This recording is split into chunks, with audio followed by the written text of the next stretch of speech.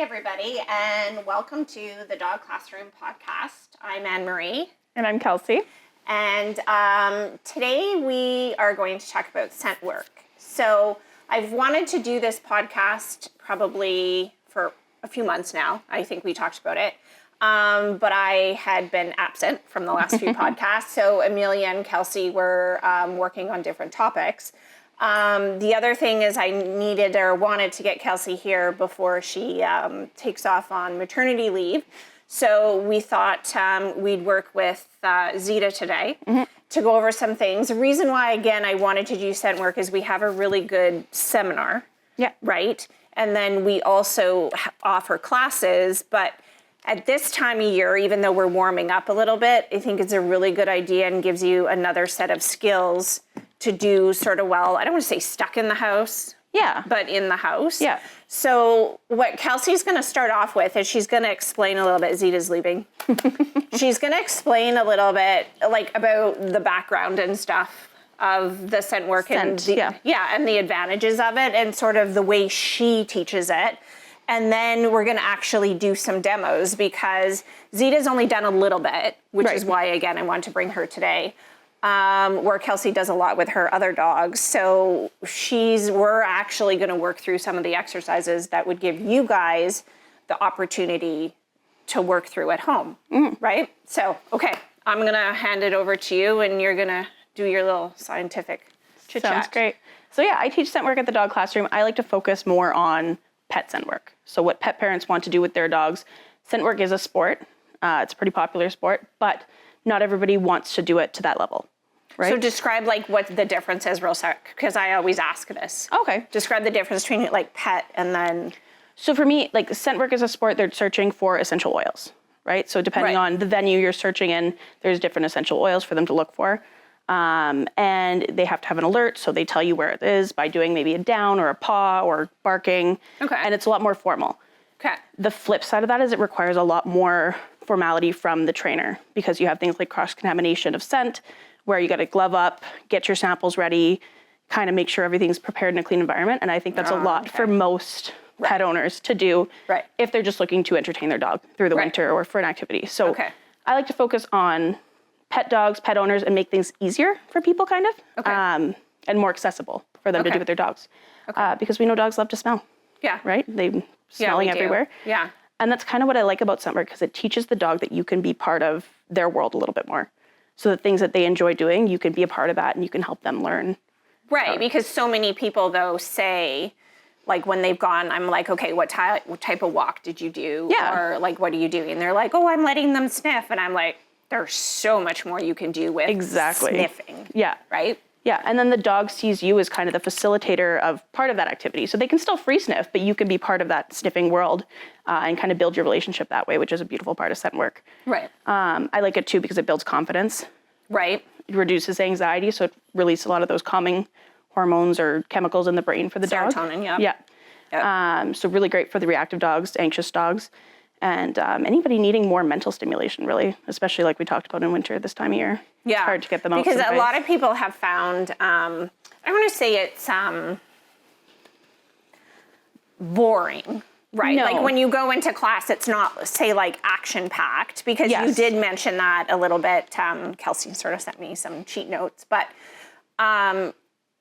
the thing is, it's the same like classes. Do we have them running the whole hour? No. But they go home exhausted. Exactly. Because of the mental stimulation part. So I tell people it's a different pace. And what I've found is if we do work them hard for the class, by 40 minutes in, none of the dogs want to do anything anymore because they've done so much mental stimulation that they just can't do any more of it. They just want to lay down and do nothing.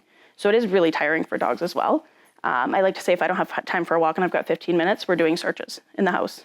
And instead of the walk, because we don't have time to get gear on and get treats, but we've got time to hide some treats around the couches and stuff and have them sniff them out. And that seems to be a great thing to add on top of walking. Because everybody, and I say that again too with consults, gets fixated that the dog has to go for a walk on leash. And then you're sort of like, but for some dogs out there, the 15-minute leash walk isn't even making a dent. Where ideally the 15-minute scent working might make a little bit more getting the dog relaxed for when you have to leave. Or if I don't have leash dogs, I like to say, because they like to off leash definitely expends their energy more. But if I add scent work to that regular walk, even if it's just a 20-minute walk, they're a lot more tired when we get home because they've had the physical along with the mental stimulation. Right. But the cool thing with scent work is their body temperature does actually go up when they're searching. Oh, okay. Yeah. Didn't know that. Yeah. So it is like a little bit of a physical workout or physical stimulation as well. Okay. So definitely can get out there maybe when it's a little bit cooler and not necessarily worrying that just the walk, where if you added it, you know that you're increasing the core temperature. Exactly. And I like it in the snow too, because you can throw the treats in the snow when they have to sniff them out, as long as your dog knows what they're doing. Yeah. And that's what we're here to teach today. So I know we're going to start with some exercises, but I have some dogs where they seem to just not, some people say that they don't know how to sniff. I like to put it, not that they don't know how to use their nose, they don't know how to use it as a team with you, right? Okay. So they know how to use it for their own motivations, but maybe we haven't taught them how to actually search for food or what it means when there's food on the ground and they have to search for it, and a bunch of other things. The other part of it is like some breeds do have less scent receptors. So I don't know if people know how good dogs' noses are, but they're about 40 times stronger. Go a little bit geeky or techy. They're about 40 times stronger than our sense of smell. Okay. So they have about 200 million scent receptors versus our 5 to 6 million. But then you said also sometimes that changes a little bit with breed. Yeah. So some of them can dip under 200 million, some of them go over, depending on breed, which is why some breeds are a little bit better for using for hunting or drug sniffing or whatever kind of which thing is they're using them for. technically would be genetic? Yeah. Okay. Yeah. And also the way the dog's built too, right? So some dogs aren't built for the sniffing. But you know right away what I'm thinking of is I'm thinking of the Basset Hound. So technically doesn't look built for, long ears and everything, but the nose is absolutely fantastic. Yeah, definitely. And the low to the ground works too, right? That's true. Yeah. Okay. Wasn't thinking of that. Low to the ground. Yeah. And then you think of dogs like Sticks, right? Who are a little bit taller. Yeah. So they're actually meant more to do air scenting. So they keep their noses up. Not that they don't bring them to the ground, but they'll keep them up. They'll taste the air a little bit and scent that way. Okay. So different breeds also scent differently. Different ways. And I do see that in scent class a lot, where the labs sniff a little bit differently than maybe the shepherds would. Okay, so they don't necessarily go down to the ground. They just sort of sit there and air sniff more. They air sniff until they catch the scent trail, and then they'll kind of follow it from there. Then you'll see them drop down and follow. Yeah, so just different ways of finding the scent.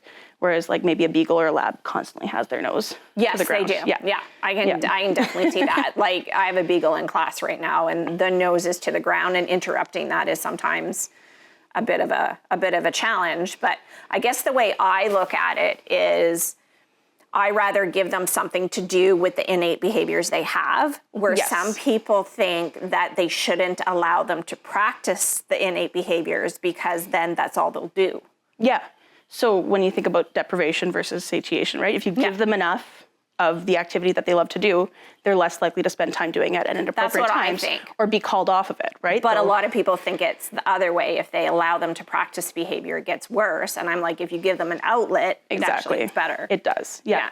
And again, going back to that earlier point of you've taught them that they can do it with you. So you're not the evil person who constantly takes away their fun activity. Yeah. You're then that fun person who facilitates it. So I think that makes a big difference with a lot of dogs too. Yeah. In terms of... So it's more the bonding, the joint effort. Yeah, a lot of that. And dogs can sniff out a wide range of scents. So we all know drug sniffing dogs. There's dogs in our police force even that can sniff out microchips, because there's one specific thing that they make in microchips that is in every little microchip. And they teach the dog to sniff for that, and so they can sniff out for internet crimes. Really? Yeah, so it's really interesting. Like I like everybody knows about your drug sniffing dogs, and now they're talking more about cancer sniffing, even diabetic shock. Right? Yeah. So for service dogs, it's definitely ketone smell. Even heart rate, like changes in heart rate, perspiration, right? And you worked with that a little bit, haven't you? Yeah, with a client, right? Yeah, and it's hard because you got to get scent samples for that. So that's a little bit more of the professional end of the scent work spectrum. Right, but you would technically start off the same, though. Exactly. You start with the basic exercises. Exactly, and when you get into it, a lot of the stuff is very similar in terms of how you're teaching it. You're just teaching it on different items. And it's important to understand, too, that different things that they're searching for have different, what we call scent cones coming off of them. So that's the actual scent going up into the air. So essential oils have a bigger scent cone. They'll disperse more in the air so they can catch them from further away. So do you think that's easier? in a way, it's easier to catch them once they're trained. However, you're working with something that doesn't have any meaning to the dog initially. Right. So the hard part with that is training the meaning to it. Hence why you start with treats or food. Exactly. Because there's already value for it. Yeah, the primary reinforcer, having them search for that, and then teaching them how to play that game using the treats. You can then generalize it to other things. She's watching you with your hand. She's waiting for you to maybe do something. Is it my turn yet? Yeah. Almost, Zita. Yeah. So let's get a little bit into it then. Okay. So we talked about, we just have to teach them the game first, right? So we start with teaching our search cue. So I like to do that just with a cookie. So the interesting part is I sort of laughed a little bit when I came in here and saw the shag rug. Yes. Right? So a lot of times one of the mental stimulation games that we use is, help me, what's the mat called? Snuffle mat. Yeah. Where you sort of bury it in stuff, and then I came in here and Zita was sniffing around the carpet and I'm like, okay, this is already, I think, a snuffle mat, but okay. But yeah, so Kelsey's going to sort of get started off with Zita, and then she's going to coach me a little bit. And we actually have some other things to work through, like she's got her baskets and stuff. What I would say is I have found some of the peoples in my classes that are doing agility and stuff like now have a lot of this stuff at home because they've brought it a few times, and it's not like an expensive sport. No. You know, like, again, with agility, like, you know, the equipment's expensive where some people are reluctant to get it. But this, you know, you're not sort of going out of your... Exactly. It's not, you're not breaking the bank for it. And you can only buy as much as you want. Exactly. Sometimes. Yeah. So we're just start by teaching the search cue. I know she knows it already, so we won't spend a ton of time on it. She's not fantastic. I have to say search is definitely better, like on... flat ground. Flat ground. Yeah. We're still a little bit challenged if it gets a bit deeper in the snow. Right. But then, of course, Alfie and Frolic are quite quicker, and she's still standing there looking for it, and it's gone. Yeah. So I have to say in the snow, she's a little more challenged, but she does have the basic So that's why we start by letting them watch you throw it, right? So I just say search, toss the cookie, and she can go get it. Because I just want her to know that search means go find specifically food on the ground with your nose. When we train other scents, I add different cues to them just to make it clear to the dog what they're looking for. Oh, when you add different scents, different cues. So see how she's saying search, pause, and then she tosses the cookie. She's going to think this is great. After I say this, you're going to go find something with your nose. Okay. Search. Yeah, definitely snuffle mat. Yeah. So I'll coach you for the next one because once they have an idea of the search cue, I like to build drive. So when I say search, I don't want my dog just sauntering out there at like a slow pace. Okay. I want them to be excited to do it. I want them to be pumped. So I like to hold them back a little bit. So we grab their collar or harness. One other thing to ask a little bit is you just threw one cookie. Yeah. Would you find like another step to increasing difficulty or challenge is multiples? You could, yeah. I like to add a second cue when I'm adding multiple cookies into it. Okay. Just to tell the dog when we get onto other odors or when odors are in maybe containers they can't get to the cookie for. Right. To ignore the ones they've already found. So if people are interested in continuing, if you're just doing pet scent work, you don't really need to worry about that. You can definitely throw a few cookies in there. So even if I would say scent, pause, and I'm doing multiple cookies, I'm assuming that she'll keep looking till maybe she doesn't smell anything. Exactly. Right? Yeah. Where you might use a different cue for find one treat to find five. Go find another one, go find another one. So I use search with sticks, and then when I wanted to find the next hide, I say another. And then I'll say another. And then I use a release cue at the end of my searches to let her know when it's all done. Otherwise, a lot of dogs, once they figure out that they love it, they'll keep going. Right. So technically you say another, so she keeps looking, say, for another treat. Yeah. And she looks for another, and then eventually say she picked up all five, then that's when you tell her she's done. Yeah. Oh, okay. Yeah. Okay. That makes sense, because I never thought of it that way, because, you know, when we do the little bit in training classes and stuff, I think we're just, you know, I just show them to throw multiples, and they're saying search, and they're basically waiting for the dog to find what's just in I find what that leads to sometimes is people say search a bunch of times. So actually we'll show you guys what I would want you to do instead of saying search 5 separate times. Ready, ready, ready. So I'm gonna get her a little bit pumped up here. Maybe I threw those a little too far. Ready, go search. So she's going to look, I kind of threw them all in the same area, so we'll throw one more out there. I was going to say next time throw closer to me there. And then if she were still looking, I would just kind of gesture in the general area. I don't want to point it out, but just kind of bring my hand over there. I wouldn't say anything because I find when you talk to them, it distracts them from what they're doing. Okay. I just kind of gesture. Okay, do it again. Do you want to do it this time? I want to watch you do it one more time, and then I want to do it. I like the idea, which again, never thought about, is that you're not using verbals. Gotcha. Technically, like you're using some. Ready? Ready? Go search. So this is a little harder because I used the kibble this time. And you can see she's using her nose more than her eyes. Okay. Because it is tricky in the carpet, right? My rule generally is if their nose is to the ground and they seem to be looking, I leave them alone. I don't want to bug them. I don't want to interrupt. But if she does need a little help, I'll just gesture. Okay. Till she puts her nose to the ground. And you can see she's kind of on the scent there, working it out. Good job. And I think there's one more this way. One just right there. And one more. Okay. So you can see she smells that other one right here. And she's looking for it. No, she says I'm going to lay down. There, yes. There. And then her release cues break, I think, right? Yes. So I just say break. Yep. And then she's all done. Okay. Right? I didn't realize the gesturing. Okay. Yeah. That's good. And then you're not interrupting them because I find people want to interrupt the dog. Your dog knows how to search. They know how to, maybe not search for cookies, but they know how to use their nose. Right. You're just there to guide them and direct them to the general area you want them to look in. Okay, so keeping the nose, if they keep the nose to the ground, leave them be. Yeah. Once it comes up and maybe they're not realizing where one or two is, that's when you're getting the hand in. Exactly. Okay, yeah, perfect. Once they're like, you're pretty sure they're not looking for it, they're distracted or whatever, that's where I'll redirect them. But otherwise, I'm like, you go ahead, because they don't always catch the scent where you think they're going to. The scent cone doesn't always travel where you think it's going to. It depends on air currents, light, heat, and everything. Yeah. And so they might catch it in a different location. And would you say possibly depends on the fragrance of the treat? Like say kibble wouldn't give off as much of a smell as say like a piece of liver. Definitely. And it depends on, like we said, the dog too. So I've had shepherds in class who you can't even have a crumb from an old treat in a box because they're sniffing it thinking there's something there. But then you have other dogs you can have like a whole thing of beef liver and they're still, where is it, right? So it just depends on the dog too, how affected they are by competing odors and stuff. Okay. So that was the dry building. I like to hold them back, get them pumped up, toss the cookies, they look all over. Just to like add a little bit more fun to it.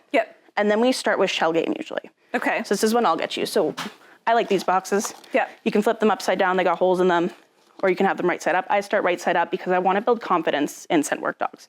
It does require them to work fairly independently, right? They have to be able to do the job, let you know things are there, and you're just kind of there to run them a little bit, right? And just tell their cues. So we're going to build some confidence, and we start with one box so it's errorless. They can't make a mistake. So I usually put my dog in a stay, and in scent class we practice our stays to make sure everybody can do them. I take my cookie. She does have a stay we've been working on for agility, so she should have a stay, but I'll put my box down and then I'll just say search. When she finds it, I'm gonna say yes. I'm gonna reward her over top of that box and remove it. So she knows it's done. Break. And then we'll end with our release cue. So you wanna try it? Sure. That's nice. I also find this helps their stay because they learn that they don't get to move until, or the game doesn't start until they hold their stay. Here we go. I just said she had a stay. Look at me go. She did do it for me. I know. She's testing mom. She's testing mom. Maybe we'll put her in it down. Stay. Search. Good. And then you would yes and treat over top as you're removing the box. As I'm removing it. Perfect. Okay. Beautiful. So we'd continue with one for a little while, a couple minutes until they're really like maybe moving quicker towards it? Quicker towards it, and they seem more sure of what they're doing. And then we'd add a second box. But because we have only so much time in a podcast, we'll add a second box already. Oops. We'll just sort of fast forward it a bit. Okay. So we'd put both boxes down. I always use the same hot box, we call it, for the treat. So the same box that I put the treat in, I'm going to continue to put the treat in and we'll just kind of switch them around where they are. Got you. Okay. Just so, again, we're not playing with those competing odors. So still having her stay. Have her stay, put both boxes down. Stay. Doesn't matter where, right? No, I like to put them fairly far apart, like maybe 2 or 3 feet. Sit. Stay. Okay. Search. And you can gesture if she doesn't go. Good. And then I would do the same thing. Yes, and treat over top and remove the box. And do I remove both of them or just the hot box? Just the hot box. Just to tell her, like, yes, you found it. Okay. So then I'm gonna go again. And then I can pick that one up and move it again? Yeah, and you can move that one. We can add a third one in. Just be, so maybe we'll go, Yeah. and like you said, further apart. Yeah. Okay. Make a little triangle. Search. So she goes to the wrong one, right? She's got to now problem solve of where could it be. She's targeting. We've been doing the... Yeah, oh yeah, that's Yeah. what she's doing. Eh? There, so she caught the scent when she brought her head down there and she's finding the right one. So again, you can treat over top of it and remove the box. Okay. She's been targeting the target plate agility. So I think She's really good at that. Yeah, she's really good at targeting things. So we'll do it one more time. And then we would just keep adding boxes essentially for the shell game. And when they get really good at it. Is there a reason why we're using the same shape of container? I like it because they stack, so for organization purposes. Okay. I also like it because once they get really good at it, all the containers look the same, so it does add another level of difficulty. Versus so you think it's more difficult to have them look the same than all look separate? Yes, otherwise they'll find the one container that always has the treats or looks like it always has the treats, and they'll go to that one right away. And I've seen it happen a bunch of times, especially when people bring blue containers to class. I'm like, don't put in the blue container or the yellow container. Otherwise, they're going to know which one it is every single time. Search. But you can see even just by adding 3 boxes, right? It's a little bit more difficult for her. She can make mistakes. Right. And so we go slow if you're doing this at home, training it 1 box at a time, adding a second one, moving them around. Okay. And then we could add up to 6 boxes, but we don't have time for that in here. Right. Because I want to talk about some of the other stuff we have for scent work. Okay. Yeah. So this is shell game. Shell game is what we call that. And usually roughly 6 things, same. I add up to 12 eventually, but yeah. But you can go to the dollar store, basket, exactly, plate, Tupperware. Yeah, I think these come in packs of 3. So really accessible for people to buy. And when they get really good, you don't need boxes anymore. You can really just have them sit in the corner, hide your treats, and eventually they don't have to watch you. When they're first building competence, I want them to watch you so that they believe you that there's something there. Because how many times do people trick their dogs into thinking, oh, there's something here, right? I want them to trust that when you say search, something is actually hidden there. Okay. Yeah. Yeah, so search shouldn't be left empty. Exactly. Like you shouldn't be saying it when there's actually It's not to distract the dog. It is there's actually something there. If you wanted a word to distract the dog, you train a positive interrupter. Yeah. Okay. So once you've got some scent work under your belt, you can get different toys for scent work, right? So I like these little seed pods because you can hide treats in the middle. Okay. And now, they're supposed to rip it? They can, and then that can add some fun in terms of talking prey sequence, right? So they can. But they have to have a pretty good drive to rip that. Exactly. Velcro, you have to teach them how to find this initially in a small environment, like we did with the boxes, right? And then once they're able to find it, then you can start to hide it different places or throw it, or what have you. So if I had, we're watching our time a little bit here, but if I had my Kong wobbler, or my tricky treat ball, which I didn't think of bringing today, but. Could I say sort of hide that and say search and then have her find that with the kibble in it? Or would that be something I would maybe just put right down? I just put those right down. Yeah. Really. Okay. Yeah. This is more something that I use specifically for go find something. And then they would pick it up. Yeah. And then Sticks will probably rip that apart. Yeah. Where I don't know if she would. Some dogs maybe want you to open it. I just kind of oblige their activity, so I just oblige whatever they want. Oh, so you'll open it? I will open it. If they bring it to me or if they don't seem to want to open it, I don't really make them do it. Okay. I'll just help them out with it. Yeah. Yeah. Because there's a few other shapes I remember I've had in the past. Now I have to think about where they are. But you have a little torpedo one. Yes. Yeah. Yeah. Okay. Yeah. Yeah. Kongs. So we won't get into it today, but I like to teach them to search for Kongs. Empty. Empty. And that's because they do have some value to them already. And also it's really easy for an owner to just grab a Kong, throw it in their bag and go for a walk, right? Or throw it in their back pocket, go for a walk. And you can even cut up a Kong into pieces and hide pieces of it. I'm like, she's cutting a Kong, everybody. Okay. Yeah. And so they can't see red, so it's more easily hidden. So that's a little bit of a higher level of scent work. Interesting. That you could be doing with them. So Kongs usually come in black, red, or blue. Yeah. And I know the reason why they do blue ones is because they're radio opaque. Okay. Did you know that? I didn't know that. Yeah, and so it's sort of funny in a way. I won't spend time on it, but the joke a little bit is Kong says, that they can't, chew it apart and ingest it. Yeah. But they put out a radio opaque one, so if they actually ingest a blue Kong, it shows up in the X-ray. That's good to know. FYI. Yeah. Interesting. This, they're generally not spending enough time on because it doesn't have anything in it to have value in it. Okay. And then, of course, we have food puzzles. And so I count these under scent games as well. Okay. Because they do use their nose. Everybody says, oh, my dog figured that one out. No, we don't use it anymore. I still set them up when they know how to use them. Okay. Because it's still enrichment for the dog. Doesn't matter if they figure it out 1 minute or 3 minutes or 5 minutes. They're still having a good time. If you have multiple, what I'll do is I will sometimes fill up one of them and put them all out and have them look at each one. So it's a little bit more like that shell game. I will sometimes, I'll take them and I'll freeze peanut butter. Will you put, so if it's sort of like that shell game, will you only fill one of the games? Yes. Okay. Yeah, and then they have to find which game, and then they have to actually do the game. Okay. Sometimes what I'll do is I'll fill the spots with like peanut butter and freeze it. So then it takes longer for them to actually get the stuff out of there. As long as your dog is not going to chew that apart. Yeah. It's a supervised activity. That's a great idea. Yeah. The other thing is, I know Kelsey says peanut butter a lot, but canned food. Canned food, yeah. Yeah, that's I just don't like to clean canned food. I know. Things. I know. That's my thing.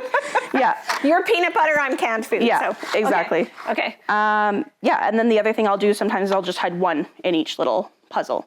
And then they have to go around each puzzle and figure out where it is. So there's ways to make them more difficult. It doesn't always have to be a super easy activity. Right, because I know a lot of people will go spend like $50 or whatever, and then the dog figures it out, and then they give it. Because, I think that's where Kelsey finds a lot of hers at secondhand stores. I do. Because people are like, they figured it out. I capitalize on that a little bit, Yeah, so there's lots of different ways to challenge your dog with scent work, even with things that you thought were previously easy. And using these games, you can just kind of build a relationship together. You can teach them that you can do the things they love to do too. Okay. And so it's like building relationships. So what Kelsey's doing is we're watching our time here. So she's just summarizing. Actually, she's summarizing a little bit. So even though she gave you a little bit of the data as far as sniffing and smelling, we already knew that. Like the majority of people know that. But I think it's what you're trying to say is you can add more challenge to it. Yes. You can use it in different locations, and you can play different games, and you can use different objects. Yes, and you can use it with any dog. One of the quotes I love is, if your dog is not having fun doing scent work, you're doing something wrong. Because every dog should love it. You need to be tailoring it to the level where they do love it. So it doesn't matter breed, size? No. Okay. Age, gender, anything. Okay, perfect. Thanks, everybody. Thanks, so that's our podcast on scent work. Take care.